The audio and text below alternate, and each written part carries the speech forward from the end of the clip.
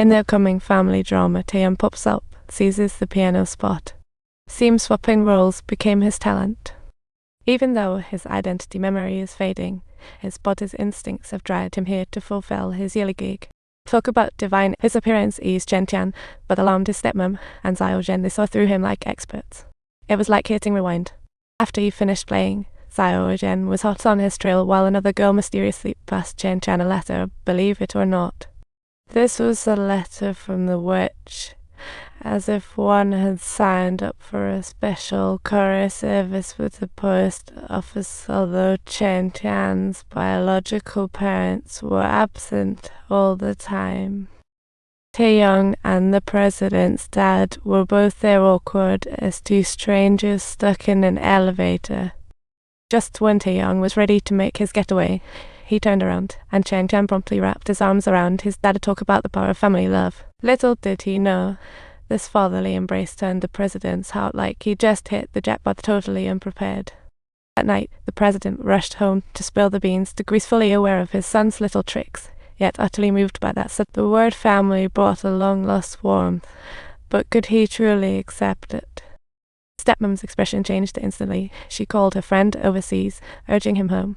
The other party seemed totally oblivious to the seriousness of the situation, leaving the stepmom to unleash her elegant fury.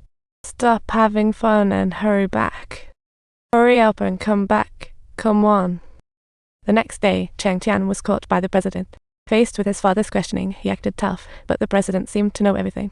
Keep up the good work, his dad said, leaving him pumped and suddenly struck with a clever plan. Turns out, he had visited his real parents before and ran into a debt-collecting realtor talk about a match made in heaven. He intended to give those goons a piece of his mind, but when he saw his dad begging on his knees for $50, it melted his heart, and he backed off. That night, he chose to turn a blind eye. But now, he was lounging in the realtor's chair, serving up non-stop roast without revealing his identity. You little punk, you're a real pain. As a top-notch bodyguard, taking down these punks is child's play.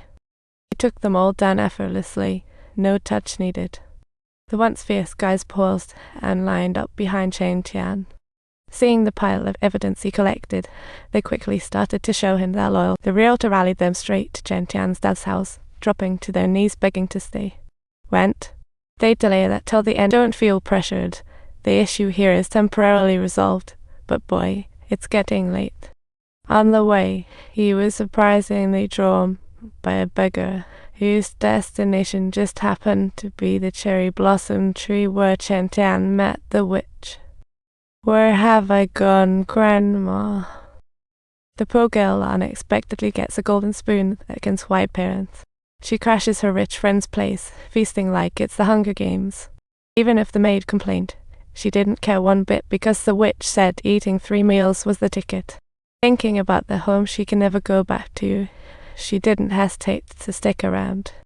Her classmate was a leukemia patient living on pricey meds, yet a miracle struck while she was picking up rice. How did you do that, Nora? You China. Grandma, this food is terrible. I need more. Nora, please finish your meal before leaving. I've already been back home, and there's really nothing good to eat. Soon after, the swap girl died, but she transformed into a rich beauty and pursued wealthy Taeyong. Even when scorned by him, she remained unafraid until Chen Tian showed an identical golden spoon. Then she knew she wasn't the sole lucky one. To sabotage Chen Tian's chance of replacing her prince, she started 24/7 surveillance on him. She even caught Taeyong in a blunder and instantly thought of ratting him out, reporting him to the cops. But what she didn't expect was that Chen Tian had successfully swapped with Taeyong that night. Seeing this, she instantly felt an ominous vibe. To confirm her suspicion, she made a bold move in gym class. Seeing the other's reaction, she felt her heart ring, but that wasn't the only proof. At Taeyong's 19th birthday party, when she heard Chen Tian playing the identical music, the light bulb finally lit.